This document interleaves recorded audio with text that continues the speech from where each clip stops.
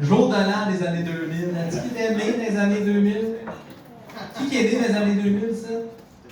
Là, ouais. Moi, ça me fait tout le temps un clash avec moi parce que moi, j'ai 40 ans. Ça veut dire que vous autres, pendant que dans les années 2000, vous mangez du sable, moi, je mangeais des culs. Et voilà, c'est la vie. Hey! Sur ça, on va accueillir mon prochain invité, là. Vous autres, vous allez être contents. Accueillir le fameux l'idole du marketing, Stéphane Primard!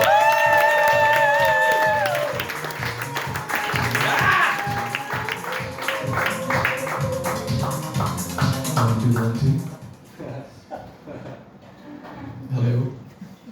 L'autre jour, je suis allé voir un de mes amis, il avait le cœur brisé. La femme qu'il aimait l'avait quitté sans crier gare. Fait que, comme un bon ami, j'en ai sorti une qu'on connaît toutes, là, le classique, une de perdue, 10 de retrouvée. Ça a l'air que ça fait pas le même effet quand c'est ta mère que tu viens de perdre.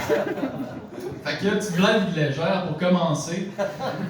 Par applaudissement, qui que c'est la première fois qu'il me voit sur scène autre qu'au 2,81? Il y a des gens-là qui disent c'est qui? Peut-être que ça va te rappeler. Mais non. Pas à soir. Parce qu'à soir, j'ai goût que tu me reconnaisses pour mon talent et non pour mon engin. Parce que malgré que les deux aient le potentiel de faire rire, un seul me permet de tous vous donner du plaisir en même temps. Pas de. Et aussi, disons que je préfère me concentrer sur lui qui peut encore garantir. Pour me présenter, mon nom est Stéphane Primard, alias Splendid Steph. C'est quelqu'un qui m'a trouvé ce nom-là et je l'adopte depuis. D'aussi loin que je me rappelle, j'ai toujours été le clown de mes classes, mais c'est quand j'ai fait mon premier stand-up ever que je me suis rendu compte que tu peux pas faire n'importe quelle blague au public. Lors de mon premier stand-up, j'en ai fait une qui servirait contre moi. Est-ce que tu veux savoir c'est laquelle? Ouais! Yeah, je vais te raconter ça. Tu vas voir, c'est bien mature. En fait, je faisais la blague que si quelqu'un se ramassait avec mon anus autour de son doigt, je t'ai dit que c'était mature. Fait que si la personne se ramassait avec mon anus autour de son doigt un jour, c'est clair que cette personne-là avait le pouvoir absolu sur moi. D'où pourquoi je l'appelais mon précieux. Je croyais faire une habile analogie du Seigneur des Anus, mais il y a quelqu'un qui l'a pris un peu trop au sérieux.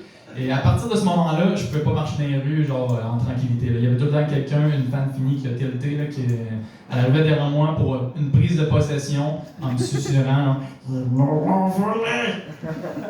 Fait que je peux dire que je marchais les fesses serrées, mais je sais si ça donne un esti d'oubli pareil. Allons, c'est le secret.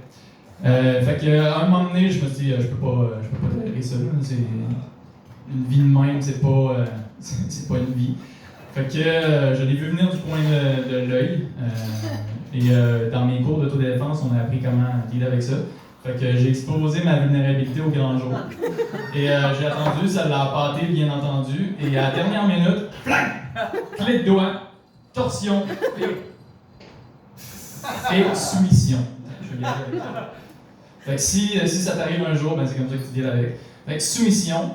Et j'ai fait eye contact avec la personne et je lui ai dit « Chérie, je suis vraiment tanné de ton attitude, on se quitte. » Donc c'est comme ça que j'ai laissé mon ex.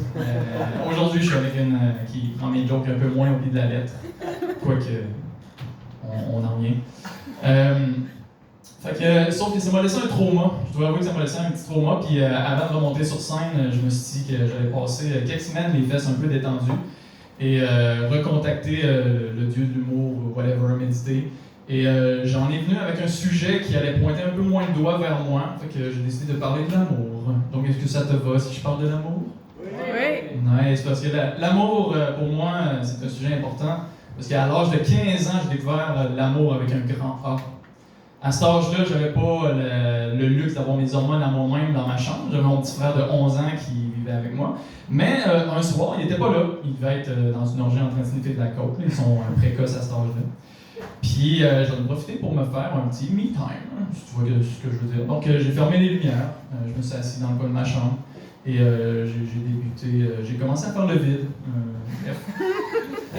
Au bout d'environ une trentaine de minutes, c'était quand même assez intense, ça devenait physiquement taxant, mais aussi il y a mon mental qui voulait pas me foutre la paix. Je sais pas pourquoi. Et sauf que j'étais vraiment déterminé. Le moment magique est arrivé après 45 minutes environ. Et quelque chose d'inattendu est arrivé aussi. C'est mon mental a vraiment foutu le camp et je me suis ramassé avec ce que j'appelle le moi profond, qui est la version, tu sais, la petite voix qu'on a au fond de nous-mêmes. Donc, je suis resté tout seul avec ça et une vague d'amour immense m'a envahi, tellement grande que j'en ai pleuré. On peut littéralement dire que j'ai explosé d'amour ce soir-là. Et c'est là que j'ai compris. C'est là que j'ai compris que l'amour le plus grand que tu peux avoir dans la vie, c'est toi qui te le donnes. C'est ça l'amour avec un grand A. Puis si tu me regardes en ce moment en disant c'est vraiment l'histoire de masturbation la plus intense que j'ai entendue de ma vie, mais c'est une histoire de méditation que je viens de te raconter. Donc merci beaucoup. Mon nom est Stéphane Primard et allez voir.